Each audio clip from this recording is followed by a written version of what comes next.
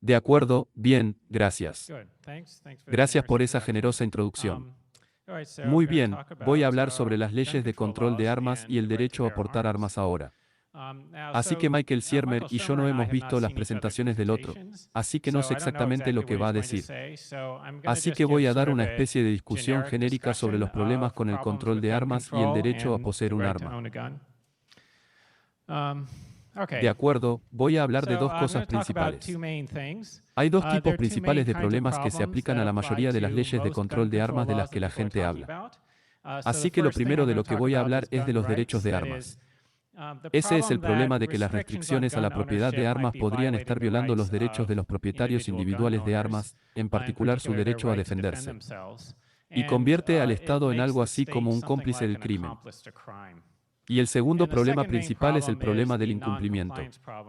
Este es un problema de que las leyes de control de armas con frecuencia son ineficaces porque las personas a las que pretenden restringir no las seguirán, por lo que las leyes simplemente no tendrán el efecto deseado.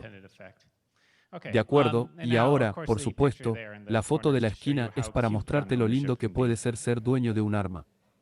De acuerdo, ¿qué hay de este asunto de los derechos de armas? De acuerdo. Así que voy a empezar con ejemplos hipotéticos. Así que estos son ejemplos hipotéticos que discutí en un artículo publicado en 2003. Así que imagina que hay tres personas en este ejemplo. Hay una persona a la que llamaremos víctima y otra persona llamada asesino y otra persona llamada cómplice. La víctima está sentada en su casa por la noche cuando el asesino irrumpe en la casa y va a matar a la víctima. El cómplice es alguien que está en la casa por la razón que sea. Y por la razón que sea, el cómplice sujeta a la víctima mientras el asesino viene y luego apuñala a la víctima hasta la muerte. De acuerdo. Pregunta, ¿cuál es la evaluación moral correcta de esta acción por parte del cómplice? Así que obviamente el asesino cometió uno de los crímenes más graves, o tal vez el crimen más grave que tenemos. Pero, ¿y el cómplice? Y quiero que tengas la reacción intuitiva de que, bueno, el cómplice realizó una acción comparable a la del asesino. El cómplice cometió un error grave, que es tan malo como matar a la víctima. Puede ser un poco menos malo, pero es comparable. De acuerdo, aquí hay un segundo ejemplo. Como en el ejemplo anterior, excepto que esta vez la víctima tiene un arma que la víctima usaría para defenderse del asesino, excepto que el cómplice la agarra y huye justo antes de que la víctima pueda hacerlo. Y el resultado es que la víctima es asesinada por el asesino. Pregunta, ¿cuál es el estatus moral de la acción del cómplice en este caso? Y se supone que debes tener la reacción intuitiva de que es como el caso anterior, ¿verdad? Es otro caso en el que el cómplice impide que la víctima se defienda, y eso es moralmente comparable a ser el asesino. Tal vez sea un poco menos malo que ser el asesino, pero ya sabes, está un poco a la par. De acuerdo, aquí hay un tercer ejemplo. Hay un ciudadano que quiere tener un arma con fines de autodefensa y, si puede, la usaría para defenderse de los delitos. Pero el gobierno impide que el ciudadano obtenga el arma en primer lugar o le quita el arma al ciudadano con el resultado de que el ciudadano no puede defenderse en alguna ocasión real. Cuando un criminal viene y luego es victimizado por el crimen, ¿qué pensaríamos de la acción del Estado en este caso? Y la reacción intuitiva que se supone que debes tener es similar a los dos ejemplos anteriores. En realidad, el Estado impidió que la persona se defendiera y, por lo tanto, se convirtió en algo así como un cómplice del criminal. La acción del Estado allí es tal vez un poco menos mala que matar a los ciudadanos, pero no es mucho menos mala, ¿verdad? Y así, el argumento aquí va a ser que el Estado, al promulgar leyes de control de armas, se convierte en cómplice del crimen. Es decir, hace algo que es moralmente comparable a cometer múltiples robos, violaciones, asaltos y asesinatos. Así que este es mi argumento. Un bonito gráfico en la esquina es de King of the Hill, la divertida caricatura. De acuerdo, entonces mi argumento primera premisa, las leyes de control de armas impiden coercitivamente que algunas personas se defiendan contra los delitos. La hay. Hay algunas personas que, si pudieran, usarían un arma para defenderse de los delitos, y las leyes de control de armas generalmente resultarán en que algunas personas no lo hagan. ¿Quién lo habría hecho? Y evitar coercitivamente que alguien se defienda de un delito es un grave error. Específicamente, está moralmente a la par de cometer el crimen. Entonces, la conclusión es que las leyes de control de armas generalmente son seriamente incorrectas, específicamente, que son moralmente comparables con el Estado que comete múltiples asesinatos, robos, violaciones y asaltos. De acuerdo, ahora, ¿significa eso que nunca podrían justificarse? Entonces, la afirmación es que el gobierno está violando los derechos de las personas si les impide defenderse con un arma. Y estos son otros ejemplos hipotéticos que se supone que ilustran puntos sobre la naturaleza de los derechos en la forma en que funcionan los derechos. Así que esto es para ilustrar un punto sobre la violación de los derechos de las personas con el fin de ayudar a otra persona. Así que este es un ejemplo hipotético bien conocido en la literatura ética. Digamos que hay un pueblo en el que se cometió un crimen que causó mucha indignación pública y del juez. Así que, lo siento, es un sheriff. El sheriff de la ciudad no puede encontrar al verdadero criminal, pero cree que a menos que alguien sea castigado por este crimen, habrá disturbios en los que varias personas inocentes serán heridas injustamente, por supuesto. Así que al sheriff se le ocurre un plan. Puede incriminar a una persona inocente y hacer que esa persona sea castigada por el crimen y eso evitará los disturbios. Y acepta que es verdad. Excepto por el propósito del ejemplo de que eso evitaría los disturbios. ¿Qué debería hacer el sheriff? Debería incriminar a la persona inocente. La mayoría de la gente tiene la reacción intuitiva que creo que deberías tener de que no, él no debería hacer eso. Eso sería injusto. ¿Por qué? Porque es una violación de los derechos de la persona inocente. Y lo que esto ilustra es que no es moralmente permisible violar los derechos de un individuo, incluso si hacerlo evita un daño mayor a otros individuos, ¿verdad? Podría estar evitando un daño a varias otras personas. Sería comparable al daño que cometerías, pero aún así estaría mal porque así es como funcionan los derechos. Porque tu responsabilidad moral es no violar los derechos de otras personas, ¿verdad? Su responsabilidad moral no es solucionar todos los problemas del mundo. En primer lugar, es asegurarse de que usted mismo no viole los derechos de otras personas. De acuerdo, eso no significa que nunca sea permisible violar los derechos de un individuo. Así que hay ejemplos hipotéticos de los que a la gente le gusta hablar en los que de alguna manera matar a una persona inocente previene la Tercera Guerra Mundial, en cuyo caso deberías matar a la persona inocente. Hay algunas condiciones posibles, ¿verdad? Pero lo que estos ejemplos ilustran es que, como mínimo, tiene que ser que violar los derechos del individuo evita un daño mucho mayor. No puede ser solo prevenir un daño un poco mayor o solo unas pocas veces, ¿verdad? No puede ser que salves a unas pocas personas. Tendría que ser un daño muy grande. De acuerdo, así que ven aquí. Está mal violar los derechos de un individuo, incluso para evitar un beneficio mayor pero comparable. Incluso para producir un beneficio mayor y comparable para otros, podría estar justificado hacerlo para producir un beneficio que sea muchas veces mayor. Así que las leyes de control de armas están equivocadas. Incluso si evitaran un daño mayor pero comparable a otros, podrían estar justificados, pero solo si evitaran muchos más daños de los que causaron. De acuerdo, ahora tenemos que considerar los costos y beneficios de la propiedad privada de armas. En la literatura empírica sobre esto, una de las principales cosas de las que habla la gente es la frecuencia de los usos de armas defensivas. Entonces, ¿con qué frecuencia las personas usan un arma de fuego para defenderse en los Estados Unidos? Hay una amplia gama de estimaciones, por lo que puede obtener estimaciones entre 55 veces al año y 4,7 millones de veces al año. ¿Cierto? Número de veces que una persona usó un arma de fuego para defenderse de un delito. Es extraño que las estimaciones varíen tanto, por lo que no sabemos con mucha precisión. La estimación más citada es de Gary Kleck de alrededor de 2,5 millones por año. Y sabes, la estimación promedio es de alrededor de 3 millones o algo así. Las estimaciones más bajas son de la Encuesta Nacional de Victimización por Delitos. Esta es una encuesta no anónima que es realizada por el Departamento de Justicia. Por lo tanto, podría haber un sesgo a la baja porque es posible que no desee hablar con la agencia principal de aplicación de la ley del gobierno sobre algo que hizo que incluso podría considerarse ilegal.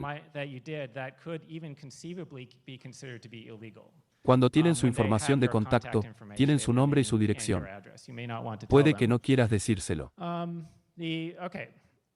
Las altas estimaciones de la propiedad de armas defensivas de los usos de armas defensivas por año implican que son significativamente más comunes que los delitos con armas reales, por lo que es muy posible que la propiedad privada de armas prevenga más delitos de los que causa. Otra cosa de la que la gente habla comúnmente es de las armas ocultas. Así que hay estudios de esto. El efecto de permitir que las personas porten armas ocultas. Hubo un famoso estudio de John Locke que sugirió que tener leyes más permisivas para portar armas ocultas reducía la delincuencia. Ahora, eso fue disputado posteriormente por un grupo de personas, por lo que está en debate si realmente reduce el crimen. Puede que no tenga ningún efecto. Depende del tipo de suposiciones que hagas. Hay una revisión de la evidencia por parte del Consejo Nacional de Investigación, parte de la Academia Nacional de Ciencias en 2005, que, por cierto, no es un informe partidista en absoluto. Su informe es muy imparcial y básicamente dice que los resultados son sensibles a las suposiciones que haces, y no hay un consenso claro sobre el efecto de estas leyes, ¿verdad? Básicamente, puedes tener leyes más y menos restrictivas sobre si se te permite portar armas ocultas o qué tienes que hacer para que te lo permitan. De acuerdo, la conclusión es que no se sabe exactamente, ¿verdad? Hay evidencia en ambos lados de este tipo de leyes, y eso significa que realmente no satisface el requisito de prevenir un daño mucho mayor del que causa, ¿verdad?